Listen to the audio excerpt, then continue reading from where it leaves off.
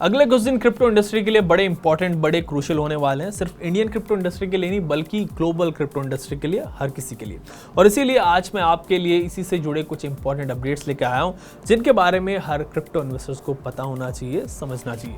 सबसे पहले ये बता देता हूँ कि एक्चुअली में बात क्या है, किस अपडेट के बारे में मैं आज आपसे बात करने वाला हूँ। सबसे बड़ा अपडेट, सबसे बड़ी खबर आ रही है G20 नेशंस की मीटिंग की तरफ से, जिनमें G20 कंट्रीज के फाइनेंस मिनिस्टर्स और सेंट्रल बैंक गवर्नर्स, जिनमें इंडिया भी शामिल है, वो क्रिप्टो पर आज और कल 2 दिन बात करने वाले हैं, रेगुलेटरी फ्रेमवर्क को डिस्कस करने वाले हैं।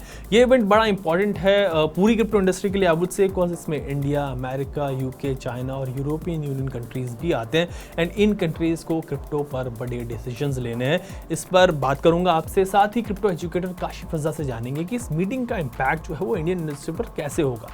इसके अलावा कॉइनबेस और गूगल से जुड़ा एक अपडेट आ रहा है, जिसमें गूगल ने कॉइनबेस के साथ पार्टनरशिप की है एंड अब गूगल अपनी क्लाउड सर्विसेज के लिए क्रिप्टो पेमेंट्स एक्सेप्ट करेगा। पॉजिटिव अपडेट है इंडस्ट्री के लिए, पूरी इंडस्ट्री के लिए। एंड फिर एक अपडेट महाराष्ट्र में सोलापुर से आ रहा है, जिसमें एक बड़ा क्रिप्टो फ्रॉड जो है वो सामने आया है। एक क्रिप्टो ऐप लोगों के बैंक अकाउंट खाली कर दिए एक क्रिप्टो ऐप ने। इस पर भी आपसे बात करनी है, फेक ऐप से आप कैसे बच सकते हैं, कैसे इनको पहचान सकते हैं, ये भी जान रहे हैं। लेट्स स्टार्ट एंड शुरू करते हैं सबसे बड़े अपडेट से। आज और कल G20 कंट्रीज, जिसमें India, US, UK, China, Brazil and European union countries भी शामिल हैं, बातें हैं। इन कंट्रीज के फाइनेंस मिनिस्टर्स और सेंट्रल बैंक गवर्नर्स की एक मीटिंग हो रही है, जिसमें आज और कल ये सभी देश क्रिप्टो करेंसी पर बात करेंगे। इस मीटिंग में फाइनेंस मिनिस्टर निर्मला सीतारमन भी होंगी एंड वो इसीलिए ऑलरेडी यूएस में है, यूएस पहुंच गई हैं। एंड इस मीटिंग से कुछ बड़े डिसीजंस जो है वो सामने आ सकते हैं। एक्चुअली G20 कंट्रीज ने OECD यानी कि organisation for economic cooperation and development से कहा था कि भाई आप ये सजेस्ट करें हमें कि हम क्रिप्टो को कैसे रेगुलेट कर सकते हैं, जो क्रॉस बॉर्डर ट्रांसफर्स होते हैं उनको कैसे ट्रैक कर सकते हैं, कैसे चेक कर सकते हैं। एंड अभी 2 दिन पहले OECD ने एक 100 पेज की रिपोर्ट डॉक्यूमेंट जो वो सबमिट कर दी है क्रिप्टो रेगुलेशन फ्रेमवर्क पर, crypto asset reporting framework CERF के नाम से। एंड अब उसी रिपोर्ट को फाइनेंस मिनिस्टर जो है, सब सेंट्रल बैंक के गवर्नर्स जो है वो रिव्यू करेंगे, उसको पूरी तरह एनालाइज करेंगे कि उसमें कौन कौन से जो पॉइंट्स हैं, कौन कौन से जो सेट ऑफ रूल्स हैं वो इंप्लीमेंट किए जा सकते हैं, और फिर अगर आगे जरूरत पड़ेगी तो इसमें कुछ अमेंडमेंट्स जो हैं वो भी किए जा सकते हैं। क्रिप्टो एसेट रिपोर्टिंग फ्रेमवर्क के साथ इस मीटिंग में क्रिप्टो के कॉमन रिपोर्टिंग स्टैंडर्ड्स CRS पर भी डिस्कशन होगा। टू कट शॉर्ट, 2 रिपोर्ट्स पर इस मीटिंग में बात होगी। एक है crypto asset reporting framework CRF और दूसरी है कॉमन रिपोर्टिंग स्टैंडर्ड्स CRS। इन दोनों रिपोर्ट्स में क्रिप्टो को कैसे रेगुलेट किया जाए, इस पर बात की गई है। अगेन एक बात फिर से यहाँ पर क्लियर हो जाती है कि G20 नेशंस का फोकस अभी क्रिप्टो को रेगुलेट करने पर है। जो देश से एक दूसरे देश से, मतलब एक देश से दूसरे देश में क्रिप्टो ट्रांजैक्शंस होते हैं उनको कैसे ट्रैक किया जाए उस पर है, ना कि क्रिप्टो को बैन करने पर। Kind of good news for crypto investors कि अब हर कोई जो रेगुलेशंस की ही बात कर रहा है। हाँ, थोड़े हार्श रेगुलेशंस भले ही हो यहाँ पर, मतलब आपको देखने को मिल सकते हैं, but something is always better than nothing. आपके लिए क्रिप्टो फ्रेमवर्क जो है, जो डिस्कशन चल रहा है वो कितने पॉइंट हो सकते हैं, ये जानते हैं Bitinning founder and crypto educator Kashif Raza से। एंड आज सीन ये हुआ कि काशिफ भाई भी अवेलेबल नहीं थे, बिजी थे, वीडियो पर अवेलेबल नहीं थे, बट कॉज इंपॉर्टेंट अपडेट था आपको देना था, तो उनको बोला कि भाई आप ऑडियो रिकॉर्ड करके भेज दीजिए ताकि व्यूअर्स अपडेट को मिस ना करें। So let's listen what he has to से।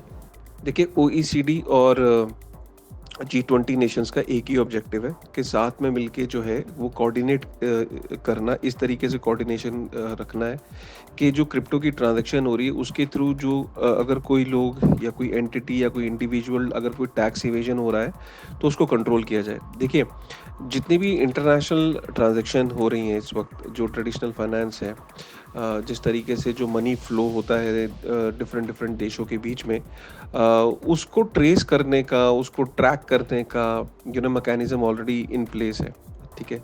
लेकिन क्रिप्टो को ट्रेस करने का, ट्रैक करने का मैकेनिज्म अभी तक जो है वो अवेलेबल नहीं है।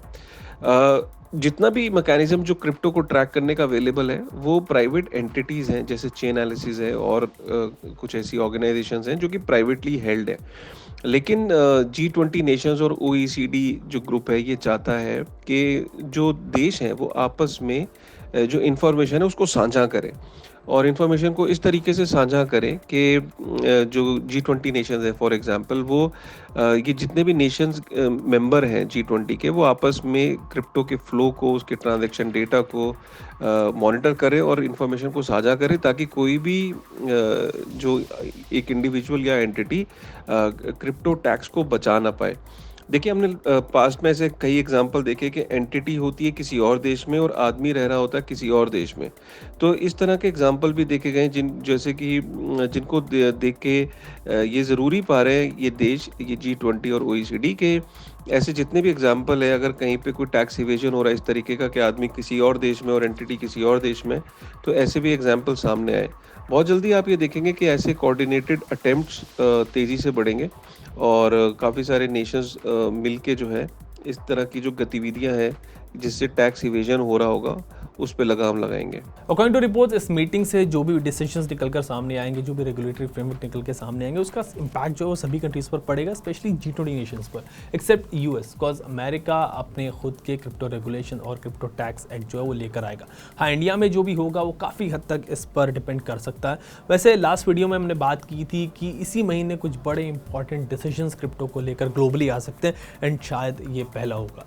इंडिया में हम जानते हैं कि क्रिप्टो पर गवर्नमेंट के जो रेवेन्यू डिपार्टमेंट है उसने ऑलरेडी अपनी बात गवर्नमेंट के सामने रख दी है। अभी डिपार्टमेंट ऑफ इकोनॉमिक अफेयर्स को इस बात की रिस्पॉन्सिबिलिटी दी गई है कि वो गवर्नमेंट की तरफ से एक डिटेल्ड रिस्पॉन्स जो वो प्रिपेयर करे, जिसको FATF के सामने रखा जाएगा।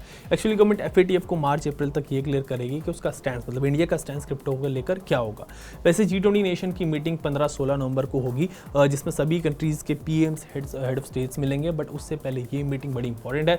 इसका फ़ायदा ये होगा कि इस मीटिंग के बाद इंडिया अपने क्रिप्टो रेगुलेशन पेपर्स को फाइनलाइज करने की तरफ बढ़ जाएगी, जिसका इंतजार मतलब हर क्रिप्टो इन्वेस्टर काफ़ी वक्त से कर रहा है, आप भी कर रहे हैं, हम भी कर रहे हैं। अब बात दूसरे बड़े अपडेट की जो है गूगल और कॉइनबेस के बारे में।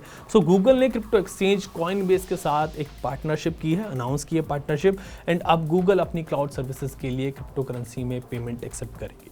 पूरी इंडस्ट्री के लिए एक बड़ी पॉजिटिव खबर है आई वुड से कि टेक जायंट गूगल भी क्रिप्टो में पेमेंट एक्सेप्ट करेगा। शुरू में क्रिप्टो पेमेंट सर्विसेज Web3 में इन्वॉल्व कुछ ही कस्टमर्स के लिए अवेलेबल होगी अकॉर्डिंग टू रिपोर्ट्स, बट बाद में इसको दूसरे कस्टमर्स तक भी पहुंचाया जाएगा।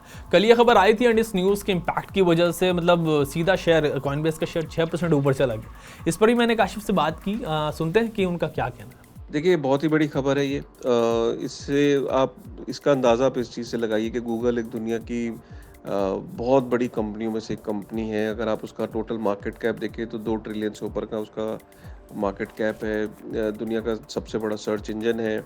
और गूगल जैसी कंपनी जो है अब वो एक लिमिटेड तरीके से, मैं ये नहीं कहूँगा कि पूरे तरीके से, बट एटलीस्ट उसने पहला कदम लिया है, चाहे छोटा ही सही, जिसमें कुछ पर्टिकुलर क्लाइंट्स जो हैं वो क्लाउड सर्विसेज की पेमेंट जो है वो क्रिप्टो के थ्रू कर सकते हैं।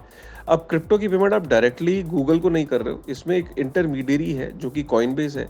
तो सपोज अगर किसी को क्लाउड की सर्विसेज की पेमेंट करनी है तो उसको कॉइनबेस के थ्रू वो अब क्रिप्टो में, जैसे बिटकॉइन है, इथेरियम है, उसके अंदर पेमेंट कर सकता है और गूगल से जो है वो सर्विसेज ले सकता है। तो ये बहुत बड़ा एक आप इसको स्टेप मानिए कि गूगल जैसी कंपनी जो है वो क्रिप्टो को एक्सेप्ट कर रही है पेमेंट्स के लिए, और वो भी एक लिमिटेड तरीके से ही सही चाहे, लेकिन कभी भी पहला कदम कोई भी कंपनी सोच समझ के लेती है, छोटा कदम लेती है, और वैसे छोटा कदम लेना भी चाहिए।